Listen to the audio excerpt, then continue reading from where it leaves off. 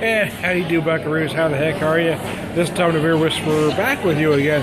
So I ended up coming to Springfield Brewing Company by accident tonight. It turns out they were doing, excuse me while I burp, dang, that was a big one. They were doing an exclusive pouring event. They had 4 beers, the Signet 7 and the Argonite. Now, the Argonite is basically an imperial stout aged in rum barrels. The Signet 17 rather. Signet 17.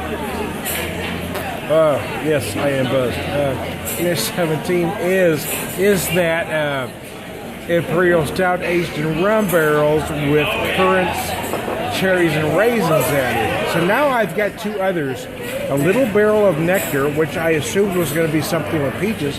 It's actually just a straight up bourbon barrel stout, and their 16th anniversary stout, which is basically the same beer again, a bourbon barrel stout aged on sour cherries.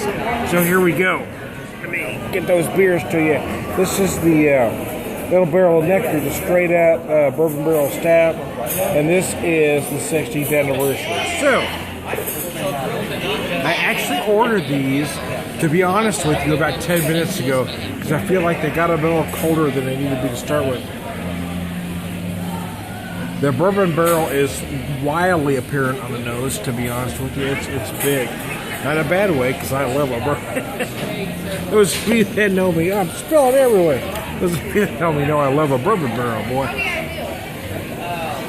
But he got that glass full.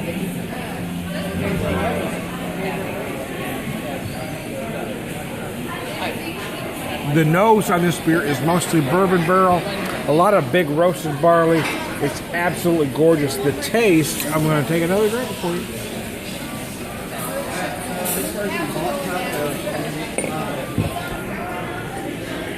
The taste. I turned the camera because I had scratched my nose. I'm going to take another drink.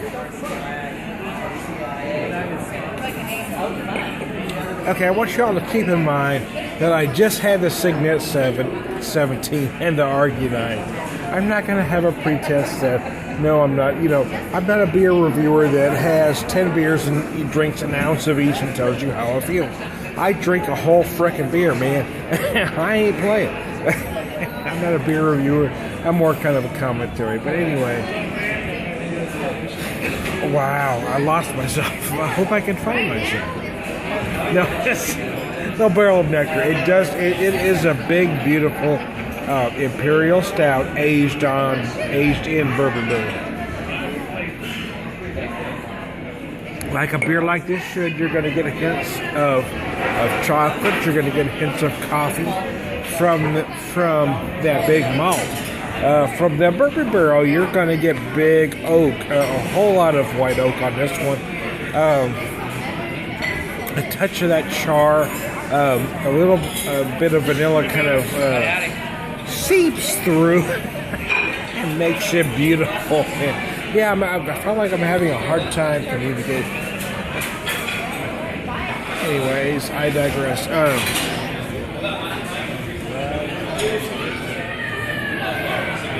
So I ordered this about 10 minutes ago, and it actually still feels a lot colder than it ought to be.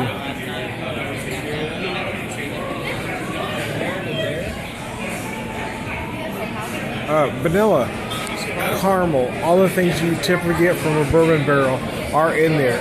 Not necessarily in a big way. That oak is nice in there as well. It kind of balances out that big imperial stout. It's just a very nice beer. Yes, if you're ever in town and can get it, it is certainly worth a look. But before I get too blotto, if that's possible, this I'm going to have the 16th anniversary stout, which is the same beer aged on tart cherries, and you do feel those cherries on the nose in a very nice way.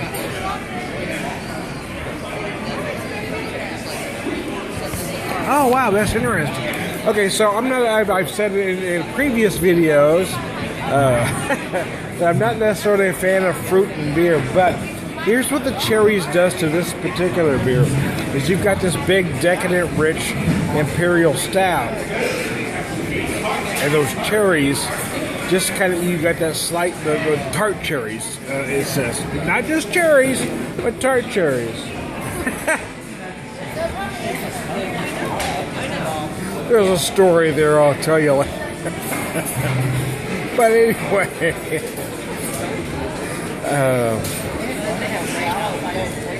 tart cherries. I don't think that dude wanted to be on camera. And I didn't necessarily want him to get there. He tried to exit awful damn quick. He left 3/4 of a beer and half a glass of water. Anyway. Yeah, so I got a big Imperial Stout.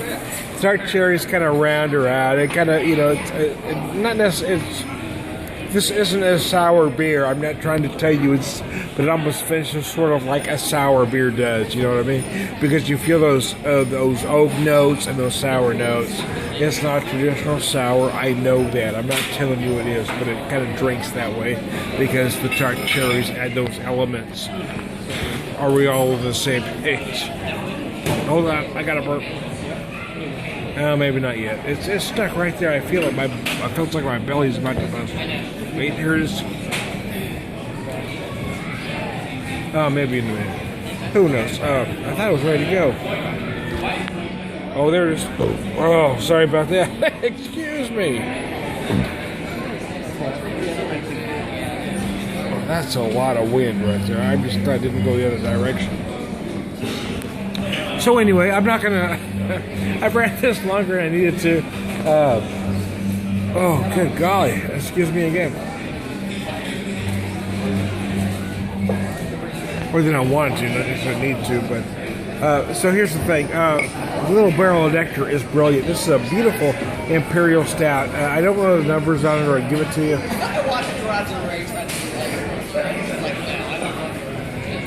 You get a lot of big oak up front right away, followed by some big roasted barley. I do feel some serious dark chocolate, a little bit of coffee, and although that big, the little Barrel of Nectar isn't aged on any fruit, you do feel some raisin-like notes. So, on the 16th Anniversary Stout, that's aged on tart cherries. What you feel is almost the same thing, but you got those tart cherries are in the back.